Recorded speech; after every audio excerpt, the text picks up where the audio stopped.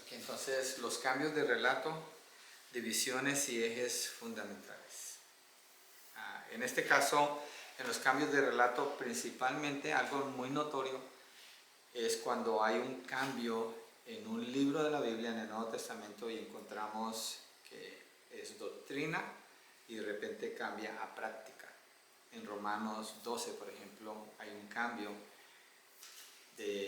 hasta Romanos 11 es doctrina y a partir de Romanos 12 es práctica. Y ahorita vamos a ver cómo se encuentran esas divisiones. En la narrativa encontramos este tipo de cambios, aunque normalmente se realizan por medio de episodios que actúan como ejes. Por regla general, los cambios de dirección en el relato vienen señalados por la inserción de un episodio más importante de lo normal. Vamos a ver un ejemplo de cada una de estas partes. En los 3 primeros capítulos de Efesios 3, aquí lo tenemos en la pantalla, claro. En el capítulo 1, verso 3, dice que nos ha bendecido. Nosotros recibimos la acción, no la hacemos, ¿cierto? Está narrando, está indicando, eso es un indicativo. Está indicando algo que pasa a nosotros. Nos dio a conocer, capítulo 1, verso 9, el misterio de su voluntad. ¿Quién está obrando allí? Dios. Los recipientes somos nosotros. Tenemos que leer todo el capítulo, pero por tiempo no lo vamos a hacer. Pero Pablo está hablando de la obra de Dios cuando Él establece su iglesia, cuando Él salva a sus hijos. ¿Qué es lo que Dios hace con ellos? Estabais muertos en nuestros delitos y pecados. Eso que está haciendo, está describiendo una condición. No estamos haciendo ninguna acción todavía. Nos dio vida, recibimos. Por gracia habéis sido salvos. Todo esto es enseñanza, es doctrina. Es doctrina porque no está dando ningún mandamiento. Está describiendo verdades, está estableciendo verdades. Pablo está poniendo fundamento en todo esto. Dios nos resucitó. Nos ha bendecido, estabas muertos, nos dio vida, por gracia haber sido salvo, nos resucitó, y en este específicamente pues sale el sujeto Dios. Él es nuestra paz. Está indicando algo que Dios es, algo que Dios hizo con nosotros, algo que la gracia causa en nosotros, salvación, nos dio vida, hay otra causa aquí, estabais muertos en vuestros delitos y pecados, es una descripción, nos dio a conocer el misterio, eso es algo que Él nos dio, el misterio de su voluntad, nos ha bendecido, todo esto está indicando doctrina, verdades. En el 3.6, a saber que los gentiles son coherederos y miembros del mismo cuerpo, participando igualmente de la promesa en Cristo Jesús mediante el Evangelio. Entonces está hablando de los gentiles como coherederos, como miembros, y cuando dice del mismo cuerpo, está hablando de que Cristo quitó la distinción entre judíos y gentiles en relación con la salvación. No hay diferencia. Entonces sigue siendo doctrina, es una descripción, es descriptivo. Esto es lo que se llaman los verbos indicativos. Indican algo. Cuando usted lo lee, le está contando algo, le está diciendo algo, está estableciendo algo. Y el cambio que vemos aquí, porque lo que estamos viendo es cambios de relato, divisiones y ejes fundamentales. El cambio sucede en el capítulo 4 al comienzo. Miren qué encontramos aquí. Este es un verbo. ¿Qué tipo de verbo es ese? Imperativo. Sed humildes. En español corriente, sean humildes. Es una orden. No está dando una sugerencia, no está describiendo algo que ha sucedido. Está diciendo sean. Lo que pasó aquí o lo que pasa aquí en Efesios 1, 2 y 3, fundamento. Doctrina. Eso es lo que se llama didáctica. La didáctica es cuando está enseñando. En el capítulo 4, allí ya es aplicación. ¿Qué hacemos? Ya nos dio el fundamento, ¿qué hacemos? ¿Cómo vivimos? Ok, ya conocen el fundamento, ustedes sean humildes, esforzándoos, está hablando de una acción por preservar la unidad del Espíritu en el vínculo de la paz. No es una opción, es una orden. No andéis, otra orden, en negativo, como andan los gentiles. Hablad verdad, otra orden, cada cual con su prójimo. No deis oportunidad al diablo. Sed bondadosos, compasivos. Entonces yo tengo que mirar que cómo soy bondadoso y cómo muestro compasión. Es una orden, no tengo opción. ¿Por qué es una orden? ¿Por qué no hay opción? Porque ya me dio el fundamento. Dios me bendijo con toda bendición espiritual en los lugares celestiales en Cristo Jesús. Ok, entonces ve y sé compasivo. ¿Sí? ¿Sí ven? Doctrina, aplicación. Ese es el cambio que hay aquí. Ser imitadores de Dios, ser llenos del Espíritu, ser maridos, amar. Aquí está el imperativo. Es una orden amar a nuestras esposas. Vestidos con toda la armadura de Dios, es otra orden. Entonces yo tengo que entender, ok, si aquí hay una orden, yo tengo que ver cómo me voy a vestir. Pero ese es el cambio que hay entre capítulos 1 al 3, doctrina, capítulos 4 al 6, aplicación. Entonces ese es un cambio. Entonces las dos mitades se conectan entre sí en una relación de causa y efecto. La causa, capítulos 1 al 3, lo que Cristo ha hecho por nosotros y sus implicaciones. El efecto, los capítulos 4 al 6, vivir de un modo digno de Cristo. Entonces, el estudio del libro de Efesios, así se debe de hacer, se debe estudiar todo el libro, entender cómo está escrito el libro. Este ejercicio nos ayuda a ver la diferencia.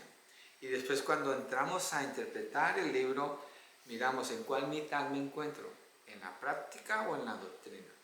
Estoy en la doctrina, entonces puedo dar, si estoy predicando, voy a hacer un mandamiento con la iglesia de lo que dice aquí.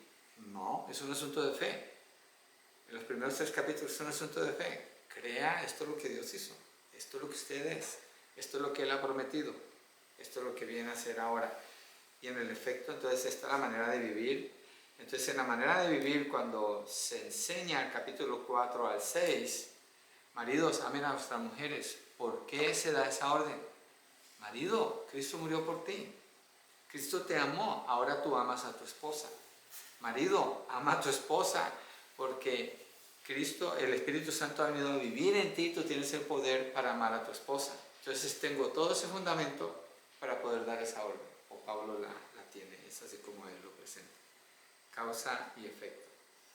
Otro ejemplo, bueno, no lo vamos a ver aquí, pero es en Romanos, déjenme ver si lo puedo escribir, Romanos de los capítulos 1 al 11 es doctrina.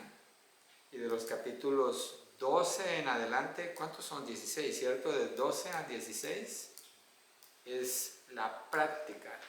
Entonces esta es la causa. Y en esa causa que enseña Pablo está enseñando la salvación, está enseñando la justificación, está enseñando el Evangelio, está enseñando la seguridad del creyente por la obra. Todo es la obra que Dios ha hecho. Estos 2 capítulos que estamos estudiando juntos ahora es la obra que el Señor ha hecho. ¿Cuál es el efecto que eso debe producir en nosotros? Si es causa, fe. Fe. Al terminar esos 11 capítulos, la iglesia debe estar pero bien cimentada en esas verdades. Y un capítulo clave es el 8, donde la iglesia puede decir, nada nos va a separar, nada. Nada, ni la vida, ni la muerte, ni principados, ni potestades. ¿Por qué? Porque Dios lo hizo, no nosotros. Dios lo hizo. ¿Cómo? Nos justificó. ¿Cómo? Gratuitamente. ¿Por qué? Porque Cristo murió. Todo eso Pablo lo ha estado explicando ahí.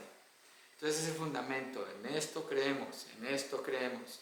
Y cuando llegamos al capítulo 12, y dice, preséntense como sacrificio vivo delante de Dios. Y empieza desde allí a describir todas las acciones que eso significa. ¿Y por qué lo puedo hacer? Es que Cristo murió por mí. ¿Y por qué sé que puedo resistir cuando se pone difícil y hago eso en la práctica? Es que nada me va a separar del amor de Dios. pero es que haciendo esto encontró que he sido acusado. No importa, no hay acusación para los que están en Cristo Jesús. Entonces siempre tengo que recurrir en la doctrina. Es como un reservoir, como un ahorro, como una cuenta de ahorros, donde se dice, ahí donde saco para yo mantenerme aquí ahora. Es como esa fuente, como ese tanque de agua. Cuando usted dice, ¿hay agua en el tanque? Ok, entonces podemos seguir adelante. ¿Hay gasolina en el tanque? Entonces podemos seguir adelante. Eso es lo que Pablo pone allí en esos primeros 11 capítulos. Entonces este es efecto. Y cuando miramos esa comparación así, entonces podemos llegar a una mejor interpretación si sabemos en qué lado nos encontramos, porque es muy obvio en estos capítulos. Ok, después sigue el intercambio, pero déjenme ver mis notas, que no deje algo por alto aquí que sea importante. Ok, en 2 de Samuel hay otro ejemplo. Tenemos un ejemplo de una clase de cambio. En 2 de Samuel está escrito para describir la vida del rey David. En la primera parte de 2 de Samuel, David es el rey. David vence a sus enemigos, es establecido en Jerusalén, la conquista, está prosperando, es pura prosperidad, está venciendo todas las batallas, derrota a los filisteos, a los moabitas, a los arameos, edomitas, amonitas, capítulos 8 hasta el 10. Entonces, para David, como para la nación de Israel, ellos están en la gloria. David no está avanzando con Israel, venciendo, avanzando. Se ve la bondad del Señor, el respaldo del Señor en él. Pero en la segunda mitad de 2 de Samuel hay un cambio drástico. Ya no se ve el mismo David triunfante, ya no se ve el mismo David seguro. Ahora se ve un David débil, dudoso, un David con un montón de problemas. La diferencia es bien marcada. Amnón, el hijo mayor de David, viola a su media hermana Tamar, y Absalón, que es hermano de Tamar, mata a Amnón. Eso causa una violación de una de sus hijas, una muerte, un asesinato de uno de sus hijos. Absalón se va, después David manda por él, lo trae, y Absalón se rebela contra David y le causa división en el reino, muere muchísima gente, David tiene que huir, se va para otro lado. Empieza a suceder todo eso, es humillado. Después Absalón en la batalla es derrotado y muere, y David está desconsolado, está llorando. Mi hijo, he reprendido por el general de su ejército para que pare de hacer eso y atienda mejor al ejército. Entonces, después de eso hay un alzamiento. Uno dentro del reino se levanta para querer dividir el reino otra vez. Empieza a suceder eso. Y cuando David termina su vida en la lucha contra los filisteos, hay un gigante que casi lo mata.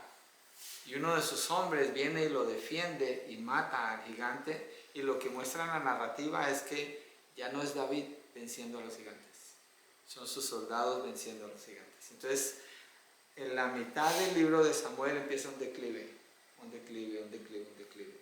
Entonces, en el estudio de 2 de Samuel, ¿cuál es el evento que marcó la diferencia en la vida de David? ¿Qué fue lo que pasó? ¿Por qué hay un cambio tan drástico en su vida? Y lo encontramos cuando vemos que él se acostó con la esposa de Urías y mandó a matar a Urías. Un gran pecado que él cometió. Después de allí, ya no es el David victorioso y confiado de la primera mitad. Hay un cambio en la narrativa cuando habla de su hombre débil, indeciso, lleno de muchos problemas. Entonces es ese episodio que está en 2 de Samuel 11 y 12, ¿sí? Cuando él comete el pecado de adulterio y de homicidio. Ese es el cambio. Miremos ahora el intercambio. Entonces ese era el ejemplo que quería mostrarles allí o mencionar. 1 de Samuel, hay un intercambio aquí. En 1 de Samuel hay un contraste bien marcado porque hay un intercambio aquí. Elías es el sacerdote. Elías es un sacerdote obeso, perezoso. Sus hijos son Ofni y Finés. Y ellos son decadentes y desobedientes. Dice la palabra que cuando las personas traen las ofrendas, traen carne. Y ellos dicen, ellos meten un tenedor para sacar carne de lo que están cocinando para el Señor. Ellos no pueden hacer eso. Lo que tienen que hacer es, una parte que sobra de la carne se la dan a los sacerdotes, pero ellos a la fuerza se los quitan. Se están haciendo cosas atroces en la adoración al Señor. Están teniendo relaciones con mujeres allí en el templo. Entonces son hombres perversos, y el contraste lo vemos con Ana y con Samuel. Al mismo tiempo, usted lee ese libro, Primera de Samuel, lo describe a ellos y describe a Ana. Describe a ellos y describe a Ana. ¿Y qué es lo que está sucediendo? Un intercambio. ¿De qué? De sacerdocio. Porque Samuel va a tomar el lugar de Eli. Eso es lo que está pasando. Y son contrastadas las vidas de ellos dos. Entonces, está esa pregunta: ¿por qué emplea el autor este recurso literario en la narrativa, en su relato? Porque va a mostrar un cambio que hay. Entonces, siempre que leemos un texto, si usted lee Primera de Samuel y ve la historia de Ana, dice que tiene que ver la historia de Ana aquí. Es que el que escribió el texto está dándonos a entender algo va a suceder aquí, y si uno sigue toda la historia por lo que cuenta. ¿Sí? Entonces, en 1 Samuel el intercambio en cuestión se utiliza para poner de relieve el intenso contraste entre Samuel y el corrupto sacerdocio que va a sustituir. ¿En dónde más hay un intercambio? En Hechos, en el libro de Hechos hay un intercambio. El intercambio del libro de los Hechos es bien interesante, bien interesante, porque Hechos, cuando Lucas escribe el libro de Hechos, Lucas está narrando una transición del Antiguo al Nuevo Testamento. Hasta allí ha terminado la vida del Antiguo Testamento bajo la ley, y en Hechos comienza lo que es la vida bajo el Espíritu Santo. Entonces, el primer personaje que se nota en el libro de los Hechos hasta el capítulo 12 es Pedro. Y hay un intercalo entre el 9 al 13 entre Pedro y Pablo. Y uno sigue toda la narrativa, y Lucas no está comparando a Pedro con Pablo. Lucas está mostrando que los milagros que Pedro hace, Pablo los hace. Que la autoridad que Pedro tiene, Pablo la tiene. Entonces, en el capítulo 12, después de que Pedro es rescatado de la cárcel, entra el capítulo 13 y empieza Pablo, y ya no vuelve a mencionar a Pedro. ¿Por qué? ¿Por qué Lucas está escribiendo la narrativa así? Porque Lucas nos quiere mostrar la transición. ¿Cuál era la transición? Pedro le predicaba a los judíos. Y Pedro, antes de terminar de Lucas hablar de él, habla de la experiencia con Cornelio. Cornelio es un gentil. Es la última experiencia que él muestra allí. Después, en el capítulo 13, entra Pablo, y Pablo, ¿a quién le predica? A los gentiles. Él entra a las sinagogas, pero Dios lo salvó para que predicara a los gentiles. ¿Cuál es el verso que ustedes buscaron 30 observaciones en él? ¿Se acuerdan? Hechos 1:8. ¿Qué dice allí? Me seréis testigos cuando venga sobre ustedes el Espíritu Santo. Cuando venga sobre ustedes el Espíritu Santo, me seréis testigos en Jerusalén, Judea, Samaria y hasta lo último de la tierra.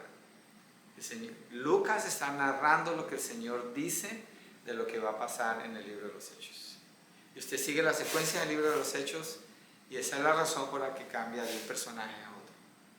Es bien interesante toda la transición que usted ve allí. Ahora, ¿cómo sirve observar eso? Pues, hermanos, nos protege de no sacar una doctrina que no está allí. Hechos es un libro muy difícil de sacarle doctrina.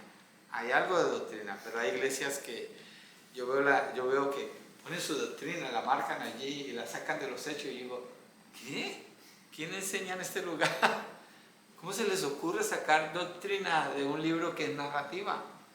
¿Qué es narrativa? Nos está contando, por eso se llama Hechos. ¿Dónde encontramos doctrina? Romanos, vamos a Romanos. Efesios, vamos al capítulo 1, 2 y 3 de Efesios, ahí está la doctrina. Pero en Hechos, come on. Tendríamos que predicar y si no se convierte en 5,000, entonces no estamos obedeciendo Hechos. Hechos no es para que lo obedezcamos. Hechos es para que lo miremos y entendamos la obra del Espíritu Santo cuando está naciendo su iglesia y cómo sucede esa transición. Es un libro precioso, pero tenemos que saberlo interpretar. Entonces, observar el libro y observar esa transición que hay allí es muy importante para entender el propósito de ese intercambio que Lucas está haciendo allí, ¿sí? Entonces, Lucas utiliza el recurso del intercambio para demostrar que como apóstol, Pablo exhibe igual poder y autoridad que Pedro, para mostrar que el mensaje de Cristo, que comenzó con los judíos, se extiende con éxito entre los gentiles. ¿Está claro? Esa parte, esa era intercambio, ¿cierto? Suena como a transición, pero es un intercambio. Entonces, sí, esta explicación que das, Pablo, de cómo no lo había mirado así, Hechos como se extiende de Jerusalén hasta los confines de la tierra. Pero el intercambio también, por ejemplo, en Samuel, Ofni y Fineas, o sea, un párrafo se trata de ellos, luego otro párrafo de Ana, luego otro párrafo entonces va intercambiando así también, ¿no? Él lo escribía así, sí. Pero la palabra intercambio se refiere a eso en las narrativas o el intercambio de rol. El intercambio de rol, porque ya no queda Elías sino Samuel. Samuel lo reemplaza a él. Ok, entonces este título es el intercambio de roles que se ven en estos, no tanto el intercambio o la intercalación de narrativa de un sujeto a otro. Pero en Samuel está comparando a Elí con Samuel y Ana. Yeah. Elí y sus hijos y Ana y su hijo Samuel. Sí, y mientras leía, miro que en la primera porción habla de Elí y Ofni, ¿verdad? Y luego la segunda porción habla de Ana, luego regresa a hablar de los primeros y luego intercala otra vez con Ana, luego regresa, entonces está intercalando. Sí. Yo había entendido que el intercambio era esos intercambios en la narración de un sujeto a otro, luego volver al otro y así con Pablo y Pedro en porciones, pero entiendo ahora que es el intercambio de rol. Un intercambio de rol, sí. En el caso de Pedro y Pablo es una continuidad, pero sí hay un intercambio como muestra y que es evidente hasta el día de hoy. Israel no se ha salvado. Paró. Cada vez se disminuyó más el número de judíos que creían. Entonces el ministerio de Pablo es el que sigue. Hay un intercambio allí que el narrador está mostrando, que es Lucas. Ok, quiasmo. ¿Han escuchado? Sí han escuchado esta palabra antes. Varios de ustedes la han escuchado. Alguien me decía, ¿qué es un quiasmo? Le dije, piensa en un sándwich. Sí, un sándwich. Con doble queso. ¿Qué es lo principal del sándwich? Lo que está en la mitad, eso es lo que tú quieres. Entonces las partes de afuera del sándwich tienen similitud, porque está la parte del pan de arriba y el pan de abajo, tienen similitud, lo que va en el centro es diferente. Entonces así es el quiasmo. En este caso hay una frase que Duval está usando aquí. Dice, esta mañana me he levantado, me he vestido y he ido al pueblo en coche. He trabajado todo el día, he regresado a casa, me he puesto la pijama y me he ido a la cama.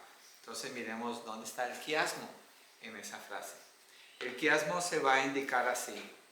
La primera línea o la primera frase con una A y la última con una A prima. Son primas. ¿Sí conocen el símbolo de prima? Es este palito aquí, A prima. Después viene la B y después viene la B prima. La razón es esta, porque quiero hacer esto antes de que miremos cada frase. Esta frase de aquí va a estar relacionada con esta. Perdón que me choqué aquí con él. Esta va a estar relacionada, va a haber algún tipo de relación con esta. Y así van a estar. Así van a estar hasta que en la mitad queda una que es la principal. ¿Sí? Entonces vamos a mirarla ahora en la frase que leí completa y cómo se relacionan aquí lo que él está diciendo. Entonces, esta mañana me he levantado, ya leí toda la frase completa. La acción que está haciendo, o lo que está describiendo, mañana, bueno, abajo no está mañana, me he levantado, porque a veces puede haber una relación. En esta dice, me he ido a la cama. ¿Sí ven la relación? Donde comienza, allí termina. Se levantó y se acostó. Se levantó y se acostó ahí. Entonces esta es A y esta es perdón. Difícil dibujar con un ratón.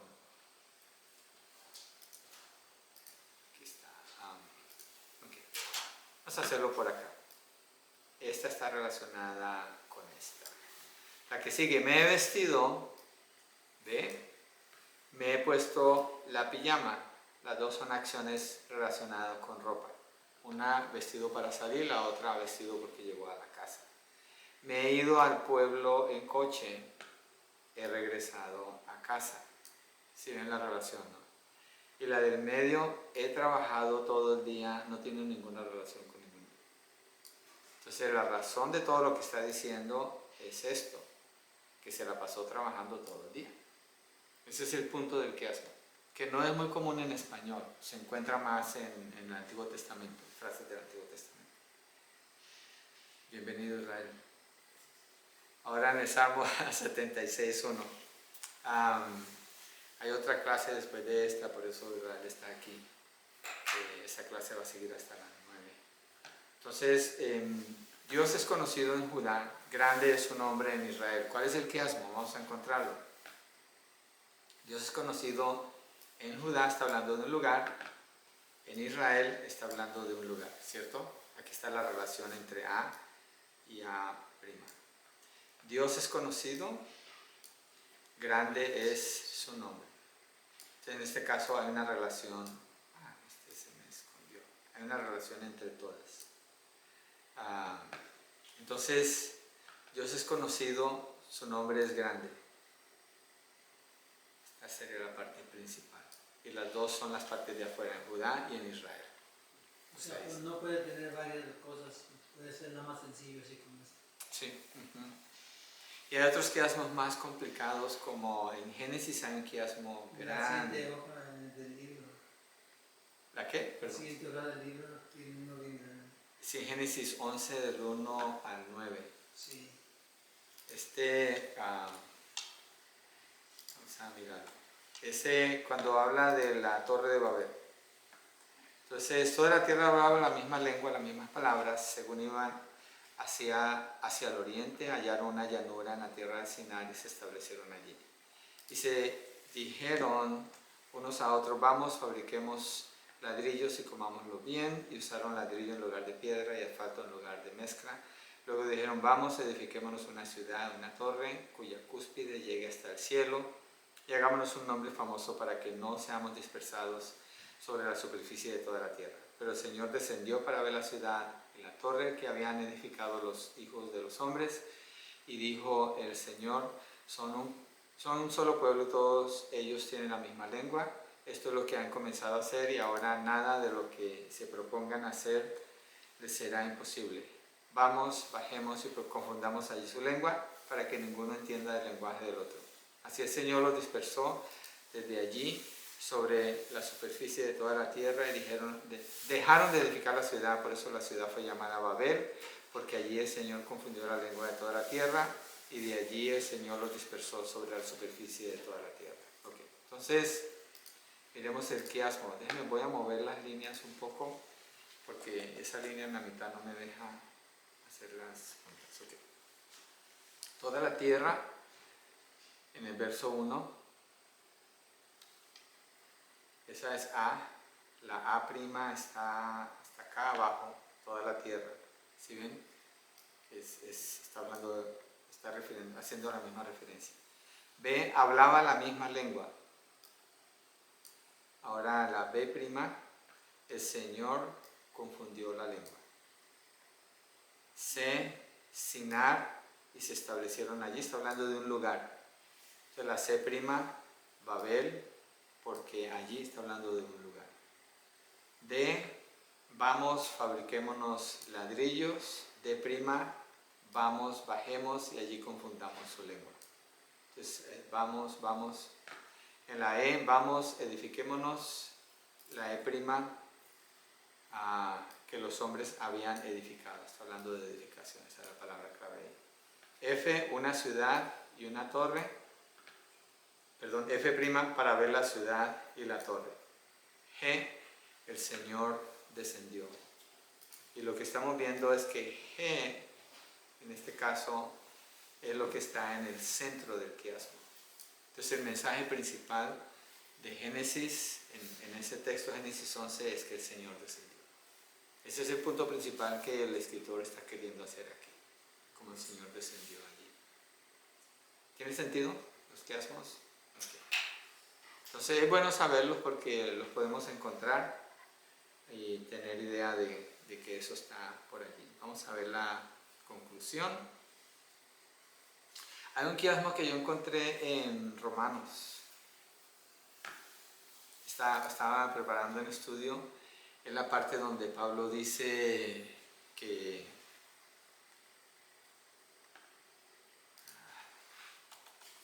vamos a mirarlo, Romanos 8, ¿qué verso? Creo que es a ver si lo puedo encontrar, lo tuviera que buscar en mis notas, pero esto todavía no es, tampoco, no, esperanza, aquí empieza a hablar del espíritu, cuando habla de, hechos, si uno hace, para esto hay que hacer un diagrama lógico para poder ver lo que me gustaría mostrarles aquí. Esta frase yo la encontré como en un quiasmo en Romanos, cuando estaba trabajando en este texto para predicarlo, porque está en medio de lo que dice, de lo que son, después dice lo que van a ser conformados, y después dice a los que predestinó. Déjenme regreso a ver si lo podemos ver aquí. A los que aman a Dios, lo encontré muy parecido con un quiasmo, la manera como describe a los creyentes, lo que ellos son, lo que Dios ha hecho, y el propósito de Dios en el medio, hacerlos conforme a la imagen de su Hijo. Esto formó en mi mente una imagen de ese texto que me ayudó a sostenerme en las siguientes predicaciones y siempre regresar allí. El propósito es ser formados a la imagen de Cristo. Ese es el propósito. Eso es lo que Pablo quiso mostrar aquí como esencial en este proceso. Pero bueno, como no lo tengo, el diagrama es difícil, ¿verdad? Entonces, estamos en el... este es el primero que vimos. La conclusión. Entonces hemos añadido 4 características: las conexiones entre párrafos y episodios, los cambios de relato, interrupciones importantes y pivotes. Pivotes es como una frase que da y la siguiente se sostiene sobre esa para moverse. Intercambios y quiasmos. Esa es la parte que hemos agregado. Hay más, pero hay que trabajar con estos agregándolos a los anteriores. Y en su libro mire el repaso del capítulo 4 al final. Él da toda la lista de lo que hemos visto hasta ahora. ¿Qué es lo que puede hacer con eso? Úselo como referencia. Cuando usted esté trabajando con un texto, mire allí, esa es su referencia. Ahí está lista, esto me va a ayudar a observar el texto. Porque no nos sabemos todo de memoria. Entonces, si estamos mirando esa referencia, o le saca una fotocopia, lo carga con usted, le saca una foto en el teléfono y lo tiene allí, siempre vaya a ese recurso. Va a ese recurso y lo va usando en la manera como usted observa los textos. Y le va a servir muchísimo. Va a crecer bastante haciéndolo así. Ok, así terminamos la clase de hoy. La tarea está allí en la mesa, se la pueden llevar a copia y dejan la tarea que tenían que entregar hoy. Sí, estaba buena esa tarea. Vamos ahora. Padre, gracias por lo que nos permites observar de los textos y gracias que hay tantísimo en tu palabra, Señor. Es imposible que una persona pudiera decir que la Biblia es algo aburrido. No, Señor, es un texto riquísimo, lleno de vida y llamándonos para investigarlo, para ir como cavar en una mina y querer encontrar esos tesoros que están allí, Señor. Ayúdanos a practicar lo que estamos aprendiendo, a usarlo para un beneficio propio, obviamente, para crecer en entenderte mejor y adorarte más. Y también, Señor, como dice la parábola de los talentos, que lo usemos para invertir en otras personas, Señor, que no lo vayamos a enterrar esperando a que tú regreses, sino que estemos dando fruto con este conocimiento para instruir a otras personas también, Padre, en el nombre de Jesucristo.